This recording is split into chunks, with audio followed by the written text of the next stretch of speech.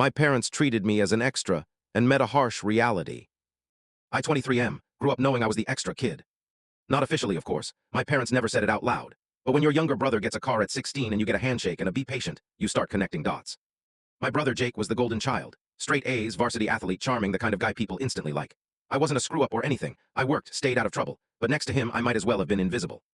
It really hit when college came around. My parents sat me down and told me they couldn't help me financially, said things were tight. 2 weeks later, they threw Jake a massive party because he got into a private university, fully funded by them.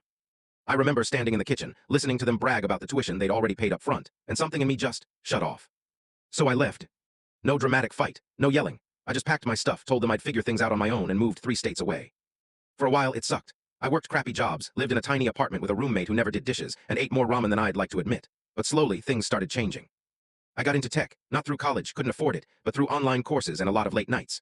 Eventually landed a small job, then a better one, then a really good one. By 24, I was making more money than I ever thought possible. Here's where things get weird. Out of nowhere, my mom called me. Not a text, not a hey, how are you? A full-on phone call crying. She said they needed help. Turns out Jake had dropped out of college. Not only that, he'd been lying about it for over a year. Still taking their money, pretending to go to classes while actually partying and getting into some pretty serious debt. They had drained most of their savings trying to keep up with his expenses. When everything finally came out, it wasn't just disappointing, it wrecked them financially. And Jake, he disappeared. Just left. No note, no explanation. So suddenly, the kid they invested everything in was gone, and the one they barely supported was the only one doing okay. My mom kept saying, we didn't know who else to call. That line stuck with me. Not we missed you, not we're sorry. Just you're the backup plan. I told her I'd think about it. Here's the twist, I actually did go back. But not for the reason you think. When I got there, nothing had changed. Same house, same dynamic, just more desperate. My dad barely looked at me. My mom kept hovering, acting like if she was nice enough, I'd just hand over a solution. They started hinting almost immediately. Bills, mortgage, temporary help. Then my dad finally said it straight. You've done well for yourself. It's time to help your family. That's when I realized something. They didn't regret choosing Jake. They regretted that it didn't work out. So I told them no. Not angrily, not dramatically, just no.